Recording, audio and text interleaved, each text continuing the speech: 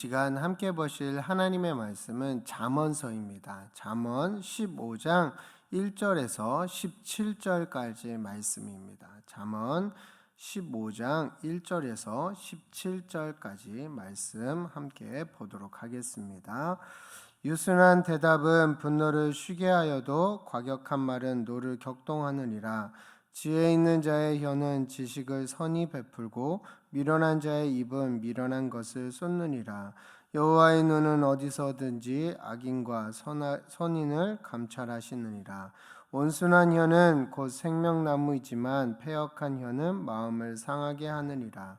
아비의 훈계를 업신여기는 자는 미련한 자요 경계를 받는 자는 슬기를 얻을 자니라.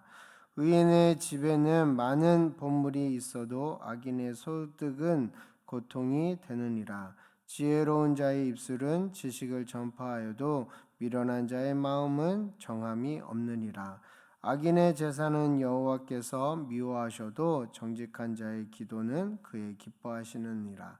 악인의 길은 여호와께서 미워하셔도 공의를 따라가는 자는 그를 사랑하느니라.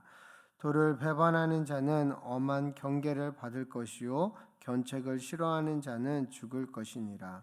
수월과 아바돈도 여호와의 앞에 드러나거든 하물며 사람의 마음이리요. 거만한 자는 견책 받기를 좋아하지 아니하며 지혜 있는 자에게로 가지도 아니하느니라. 마음의 즐거움은 얼굴에 빛나게 하여도 마음의 근심은 심령을 상하게 하느니라. 명철한 자의 마음은 지식을 요구하고 미련한 자의 입은 미련한 것을 즐기느니라.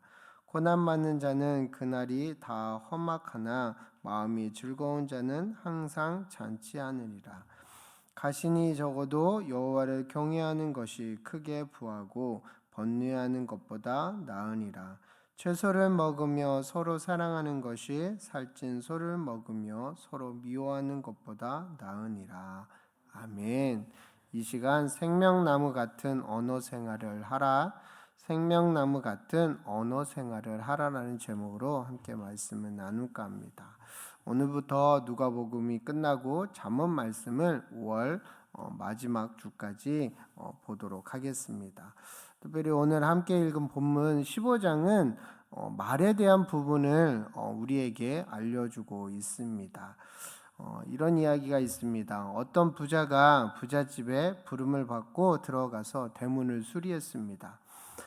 빗장이 다 떨어진 대문을 고쳐서 달고 보니 밖에다 달아야 할 빗장을 실수로 안에다 달게 되었습니다. 주인이 들어와서 그것을 보고 이 목수에게 이야기합니다. 이 목수가 정신이 있나 없나? 당신 눈을 달고 다니는 거야? 라며 격한 어조로 지적하였습니다. 그러자 목수가 대답합니다. 글쎄요, 제가 눈이 있는지 없는지는 잘 모르겠지만 당신이 눈이 없는 것은 확실한 것 같네요 라고 받아쳤습니다. 그러자 주인은 크게 뜨며 내가 왜 눈이 없단 말이요? 라고 목수에게 따졌습니다. 목수도 할 말이 있었습니다. 눈이 있다면 왜 나 같은 목수를 데려왔겠어요? 라고 이야기했답니다. 여러분, 이쪽에서 할 말이 있다면 저쪽도 할 말이 있다는 것을 알아야 합니다. 내가 울컥하고 소리를 지르면 저쪽은 더 할 말이 있다는 것입니다. 오늘 말씀해 보면 이렇게 상황이 대처하는 서로 격동된 이야기 가운데 우리가 해야 할 것을 이야기해 주고 있습니다. 1절 2절의 말씀을 다시 한번 보도록 하겠습니다. 유순한 대답은 분노를 쉬게 하여도 과격한 말은 노를 격동하느니라. 지혜 있는 자의 혀는 지식을 선히 베풀고 미련한 자의 입은 미련한 것을 쏟느니라. 말은 우리의 인격을 대변합니다. 어떤 말을 하느냐 그 사람이 어떤 사람인지 보여줍니다. 성경은 의인의 언어와 악인의 언어가 다르다라고 말하고 있습니다. 지혜로운 자의 말은 부드럽고 온유하지만 그래서 화난 사람을 상대할 때도 온유한 말로써 상대의 마음을 풀어줄 수 있다라고 이야기합니다. 그러나 미련한 자는 화난 사람에게 똑같이 화를 내므로써 더욱 격동케 한다라고 말씀하고 있습니다. 지혜로운 자의 입에서는 상대방에게 유익한 이야기가 나옵니다. 말로 상대방에게 격려와 위로를 줍니다. 말로써 선을 베푸는 것입니다. 그러나 미련한 자는 그 입에서 미련한 것만 나옵니다. 사람들에게 함부로 말함으로써 상처를 주고 위협과 해를 가합니다. 이처럼 의인과 악인의 입에서 나오는 말은 그 내용이나 영향이 전혀 다르다라는 것입니다. 우리의 말은 상대의 분노를 재우기도 하고 상처를 치료하는 말이 되어야 합니다. 외로운 자들을 위로하고 공허한 자에게 삶의 의미를 전해줄 수 있는 선하고 아름다운 말을 우리 입에서 나오도록 연습해야 할 것입니다. 함께 3절 말씀을 또 보도록 하겠습니다. 여호와의 눈은 어디서든지 악인과 선인을 감찰하시느니라. 우리 하나님께서는 삶의 지극히 작은 것까지도 다 보고 계십니다. 엑스레이나 MRI로 봐도 안 보이는 사람의 생각과 마음까지도 하나님은 보고 알고 계시다라는 것입니다. 그 은밀한 거지도 다 훤히 보고 계시는 분이 바로 하나님입니다. 3절에 감찰한다라는 말은 자세하게 관찰한다는 뜻입니다. 하나님께서는 우리 내면 깊숙한 곳에 숨겨진 생각과 동기를 자세히 다 보고 계십니다.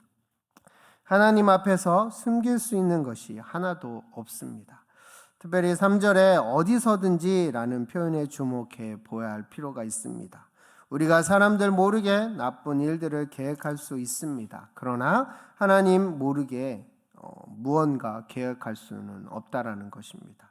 보는 사람도 없지만 하나님은 불꽃 같은 두 눈으로 우리를 무슨 일을 하는지 속으로 무슨 생각을 하고 살아가고 있는지 다 자세히 관찰하고 계시다는 것입니다. 여리고성을 공격하는 이스라엘 백성들 가운데 아간이 남몰래 물건을 취해서 자기 장막 밑에 숨겼던 일이 있습니다. 그러나 그 일이 자기는 아무도 이스라엘 백성들에게 들키지 않는 일이라 생각했을지 모르지만 하나님은 그 일을 통하여서 이스라엘 백성들에게 실패를 맛보게 했습니다. 그것처럼 모든 것을 알고 계셨습니다. 엘리사의 종 게하시는 그의 주인 선지자 몰래 나만 장군에게 돈과 옷을 받았습니다. 하나님은 그것까지도 아셨기 때문에 나만에게 있었던 문무병이 그 종에게 옮기는 사건이 일어났죠. 이처럼 하나님 앞에서 비밀은 존재하지 않습니다. 우리가 아무리 어둡고 은밀한 곳에서 하는 일도 하나님은 밝은 대낮 광장에서 하는 것처럼 훤히 다 꿰뚫어 보고 계시다라는 계십니다. 언제 어디서든지 하나님께서 친히 지켜보고 계시다는 사실을 깨닫는다면 감히 쉽게 악을 행할 수 없을 것입니다. 요셉을 떠올려 보시기 바랍니다. 보디발의 아내는 집에 아무도 없을 때에 요셉을 유혹하였습니다. 그때 요셉은 그것이 하나님께 죄를 어떻게 범할 수 있습니까? 라며 하나님이 나를 보고 있기 때문에 그 하나님의 앞에 죄를 지을 수 없기 때문에 나는 거절합니다. 라며 도망친 것을 우리는 너무나도 말씀을 통해서 잘 알고 있지 않습니까?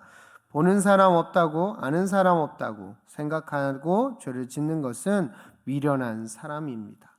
그러나 지혜로운 자는 하나님께서 나를 보고 계시고 하나님께서 내 모든 행위를 알고 계신다는 생각을 갖고 살아갑니다. 이는 우리가 말하는 것도 마찬가지입니다. 말하는 것이 너무나도 일상적이고 평범하고 작은 일 같지만 하나님은 우리가 말하는 것 하나도 유심히 지켜보고 계심을 안다면 타인을 괴롭히고 상처 주는 말은 할 수 없을 것입니다. 4절 말씀을 함께 보도록 하겠습니다. 온순한 혀는 곧 생명나무이지만 패역한 혀는 마음에 상하게 하느니라. 온순한 말은 생명나무처럼 사람을 살릴 수 있지만 패역한 혀는 마음에 큰 상처를 만들어냅니다. 부디 저와 여러분이 생명나무처럼 하나님께서도 듣기 좋으신 말들, 어려운 이웃들에게 힘과 소망을 주는 말들, 상처를 감싸주는 말들을 하게 되기를 바랍니다. 5절 말씀을 계속해서 보도록 하겠습니다.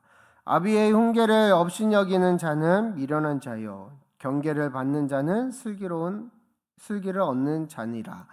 미련한 사람과 슬기로운 자의 차이는 부모의 흉계를 받아들이느냐 그렇지 못하느냐에 달려 있습니다. 우리가 새로운 일을 시작했다라고 한번 생각해 보십시오. 그 일에서 10년, 20년을 지내온 전문가의 조언을 귀 기울여 듣습니다. 전문가의 이야기를 경청하며 새로 시작하는 일에 교훈을 삼지 않습니까? 부모가 많이 배웠던 못 배웠던지 간에 부모도 살아온 세월로 인해 나름대로 배우고 깨닫는 인생의 원칙과 지혜가 있기 마련입니다. 한마디로 어린 자녀에 비하면 부모는 세상에 대해서는 전문가인 셈입니다.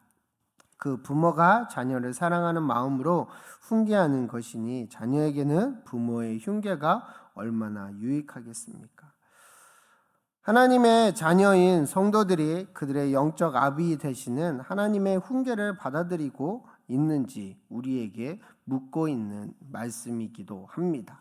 하나님의 훈계, 즉 하나님의 말씀을 무시하고 가볍게 여기는 사람은 미련한 사람이라고 이야기하고 있는 것입니다.